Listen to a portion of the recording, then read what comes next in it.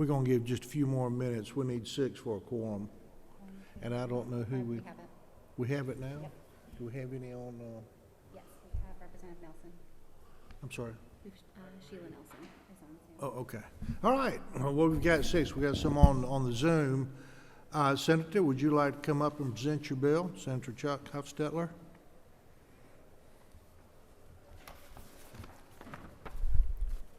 Thank you, Mr. Chairman. I tell people I don't really have too many great ideas of my own. I know when the surprise building started, we ended up taking a lot of good ideas from other states that we put together. Same on Marketplace Facilitator and many other things. And this is actually a good idea that was from Georgia from 2010. We were, I think, number 8 in the nation and, in business. And we were doing good in a lot of metrics. Some of them were about midway, but this group got together. They were headed up by a guy named A.D. Frazier. A lot of us probably don't know him, but he and Billy Payne were the guys that headed up the 1996 Olympics in Atlanta and kept them from going to Athens, Greece.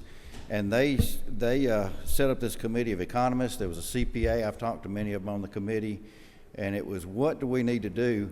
And I've got some sheets up there, 2 pages. One of them shows the committee makeup, and the other one shows the executive summary. And I have emailed the chairman the 97-page report by that committee that was their 2-year study on what to do. And many of those things we did, automobiles, transportation, how we changed that up, taking the tax off of energy, many of the things that happened that I think made this state number 1, and according to some of those that were around in the Senate, including the pro tem, feels like this was maybe the biggest impetus for what pushed Georgia ahead in the last decade. And so rather than saying, let's be glad we're number 1, we need to say, what do we need to do different? North Carolina's making some changes. What do we need to do different to continue to make Georgia the best place to do business and to grow even more? And so this would recommend doing the same thing they did on that committee. You've got representatives from the governor, the speaker, and the lieutenant governor. I'll pick a economist.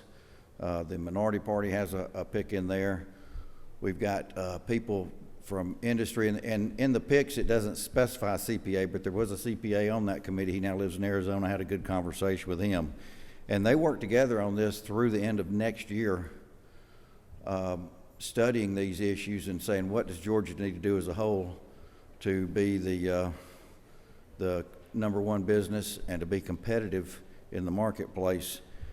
And it's many of those recommendations they did, a few of them they didn't, but that's what we're really trying to do, is to duplicate the success of I'd say 10 years ago. It was actually 11 years ago, but I think once a decade we need to have a big picture study like this, and that's what's in the bill.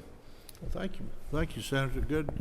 Good presentation. We're working off LC 43-2001S. Everybody have that? Are there any questions for the senator? 82. I'm not sure who 82 is. Blinking light. Oh, 62. Excuse me, 62. Thank you, Mr. Chairman.